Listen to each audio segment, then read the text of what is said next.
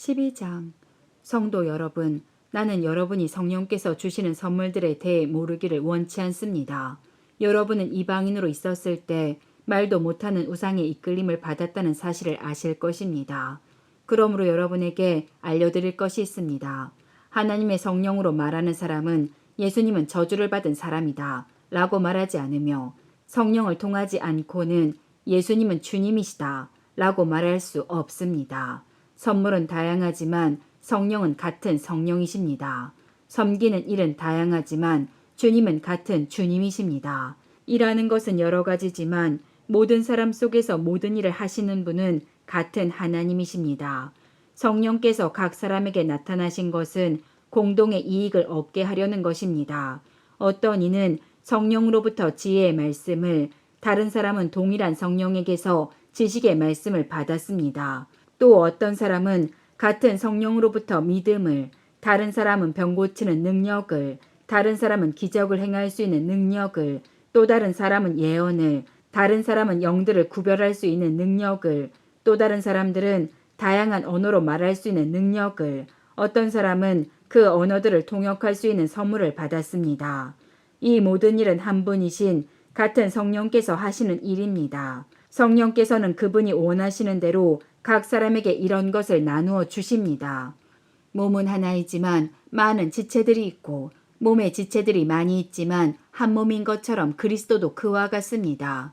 우리는 유대인이든지 그리스인이든지 종이든지 자유인이든지 모두 한 성령으로 세례를 받아 한 몸을 이루었고, 모두 한 성령을 모시게 되었습니다. 몸은 하나의 지체가 아니라 많은 지체들로 이루어져 있습니다. 발이 나는 손이 아니므로 몸의 일부가 아니다 라고 말한다고 해서 발이 몸의 일부분이 아니라고 하겠습니까? 귀가 나는 눈이 아니므로 몸의 일부가 아니다 라고 말한다고 해서 몸의 일부분이 아니라고 하겠습니까? 온몸이 눈이라면 어떻게 듣겠습니까? 온몸이 귀라면 어떻게 냄새를 맡겠습니까? 그러나 사실 하나님께서는 그분이 원하시는 대로 몸 안에 각각 다른 기능을 하는 여러 지체를 두셨습니다. 모든 것이 하나의 지체뿐이라면 몸은 어디 있겠습니까? 그러나 지금 그런 것처럼 지체는 많아도 몸은 하나입니다. 눈이 손에게 너는 내게 필요 없어 라고 말할 수 없으며, 머리가 발에게 너는 내게 쓸데없어 라고 말할 수 없습니다.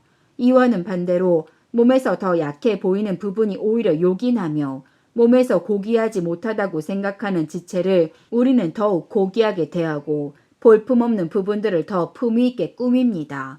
반면에 우리 몸 중에서 아름다워 보이는 부분들은 특별히 그럴 필요가 없습니다. 하나님께서는 몸의 지체들을 함께 모아 부족한 지체들에게 더욱 큰 영광을 주셨습니다. 그래서 우리 몸에 나눔이 없게 하시고 몸의 여러 지체들이 서로 돌보며 살게 하셨습니다. 몸의 한 지체가 고통을 당하면 모든 지체가 함께 고통을 당하고, 한 지체가 영광을 받으면 모든 지체가 함께 기뻐합니다. 여러분들은 그리스도의 몸이며 한 사람 한 사람은 그 몸의 지체입니다. 하나님께서 교회 안에 일할 사람들을 세우셨습니다. 첫째는 사도들이요, 둘째는 예언자들이요, 셋째는 교사들이요, 그 다음에는 기적을 행하는 사람들이요, 또한 병 고치는 능력이 있는 사람들이요, 다른 사람들을 도와주는 사람들이요, 또 지도력이 있는 사람들, 그리고 방언을 말하는 사람들입니다. 모든 사람이 다 사도이겠습니까? 모두가 예언자이겠습니까? 모두가 교사이겠습니까? 모든 사람이 기적을 행하는 사람이겠습니까? 또 모두가 병 고치는 능력이 있는 사람이겠습니까? 모두가 방언으로 말하는 사람이겠습니까? 모두가 방언을 통역하는 사람이겠습니까? 하지만 여러분들은 더 큰 선물을 받도록 간절히 구하십시오. 이제 나는 여러분에게 가장 좋은 길을 보여드리겠습니다. 13장. 내가 사람의 방언과 천사의 말을 하더라도 내게 사랑이 없다면 나는 울리는 종과 시끄러운 꽹과리와 다를 게 없습니다. 내가 예언하는 선물을 받고 모든 비밀과 모든 지식을 헤아리고 또 산을 옮길 만한 믿음을 가지고 있다 하더라도 내게 사랑이 없다면 나는 아무것도 아닙니다. 내가 내 모든 재산을 나누어 주고 내 몸을 불사르게 내어준다 하더라도 사랑이 없으면 내가 얻는 것은 아무것도 없습니다. 사랑은 오래 참습니다. 사랑은 친절합니다. 사랑은 시기하지 않습니다. 사랑은 자랑하지 않습니다. 사랑은 교만하지 않습니다. 사랑은 무례히 행동하지 않습니다. 사랑은 자기 유익을 구하지 않습니다. 사랑은 쉽게 성내지 않습니다. 사랑은 원한을 품지 않습니다. 사랑은 불의를 기뻐하지 않고 진리와 함께 기뻐합니다.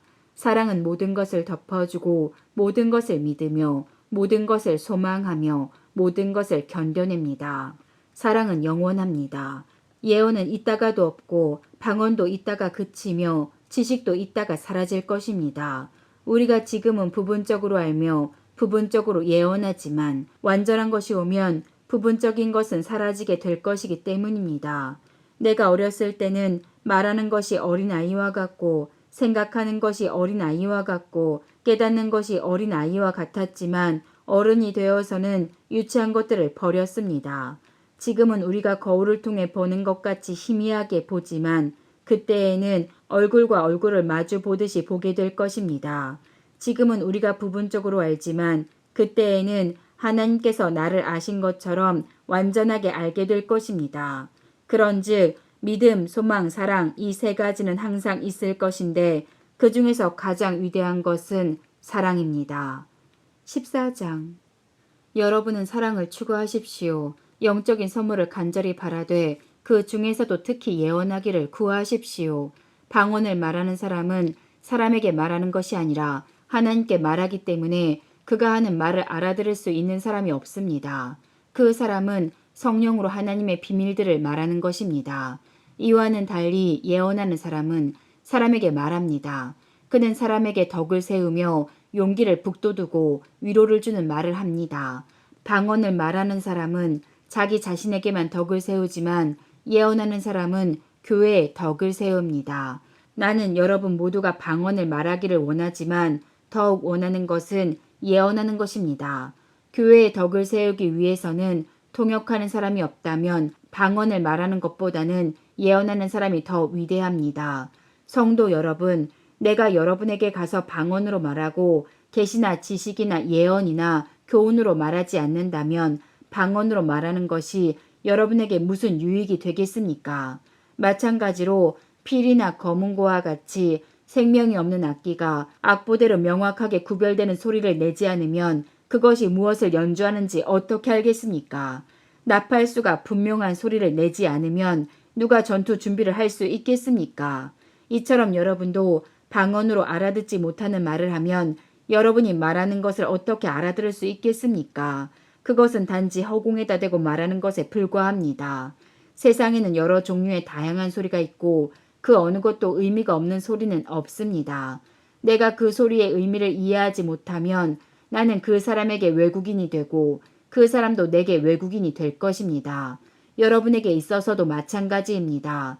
여러분이 영적인 선물을 간절히 바라고 있으니 여러분은 교회의 덕을 세우는 선물을 넘치게 받을 수 있도록 힘쓰십시오. 이런 이유로 방언으로 말하는 사람은 자기가 말하는 것을 통역할 수 있게 해달라고 기도해야 합니다. 혹시 내가 방언으로 기도하게 된다면 내 영은 기도하지만 내 마음은 아무런 열매가 없습니다. 그렇다면 어떻게 하면 좋겠습니까? 나는 영으로 기도하면서 마음으로도 기도하겠습니다. 또 영으로 찬양하면서 마음으로도 찬양하겠습니다. 그렇지 않고 여러분이 영으로만 하나님께 감사한다면 거기에 참석한 초심자가 여러분의 말을 알아듣지 못하는데 어떻게 여러분이 드린 감사에 아멘이라고 말하겠습니까? 여러분이 감사한 것 자체는 잘한 일이었을지 몰라도 다른 사람에게는 덕을 세우지 못하는 것입니다. 나는 내가 여러분 중에 어느 누구보다도 더 많이 방언을 말하는 것으로 인해 하나님께 감사드립니다. 그러나 나는 교회에서 방언으로 10,000마디 말하는 것보다 알아들을 수 있는 언어로 5마디 말하기를 원합니다. 성도 여러분, 생각하는 데 있어서는 어린아이가 되지 마십시오. 악에 대해서는 갓난아이가 되어야 하겠지만 생각하는 데 있어서는 어른이 되어야 합니다. 율법에 이런 기록이 있습니다. 주께서 말씀하시기를 다른 방언하는 사람들과 외국인의 입술을 통해 이 백성에게 말할지라도 저희가 오히려 나의 말을 듣지 않을 것이다. 그러므로 방언은 믿는 사람들이 아니라 믿지 않는 사람들을 위해 주신 표적이지만 예언은 믿지 않는 사람들이 아니라 믿는 사람들을 위해 주신 것입니다. 만일 모든 교회가 한자리에 모여서 저마다 방언으로 말한다면 깨달음이 적은 사람이나 믿지 않는 사람이 교회에 들어와서는 여러분을 정신 나갔다고 하지 않겠습니까? 그러나 모든 사람이 예언하고 있는데 믿지 않는 사람이나 깨달음이 적은 사람들이 들어오면 그들은 모든 사람들에 의해 자기가 죄인이라는 책망을 받고 모든 사람들에게 심판을 받아 그 사람 속에 감춰진 것들이 백일하에 드러날 것이며 그 사람은 무릎을 꿇고 하나님을 경배하며 참으로 하나님께서 여러분 가운데 계십니다. 라고 외칠 것입니다. 성도 여러분, 어떻게 하면 좋겠습니까? 여러분이 함께 모일 때 어떤 사람에게는 찬송할 것이 있고 어떤 사람은 가르칠 것이 있고 또 다른 사람에게는 계시가 있고 방언도 있고 통역하는 것도 있을 것입니다. 이 모든 것은 교회의 덕이 되게 행하십시오. 누군가 방언을 말하게 되는 경우 2사람 혹은 기껏해야 3사람 정도만 말하게 하십시오. 그것도 한 번에 한 사람씩 말하고 한 사람은 통역을 하십시오. 통역하는 사람이 없으면 교회에서는 방언을 하지 말고 자기 자신과 하나님께만 말하십시오. 예언하는 사람의 경우에는 2-3명이 말하고 다른 사람은 그들이 말하는 것을 분별하도록 하십시오. 그러나 만일 앉아있는 다른 사람에게 계시가 내리면 먼저 예언하던 사람은 예언을 그쳐야 합니다. 이래야 여러분 모두가 차례대로 예언할 수 있게 되어 모든 사람들이 교훈과 격려를 받게 됩니다. 예언자들의 영은 예언자들의 자기 절제에 의해 통제를 받습니다.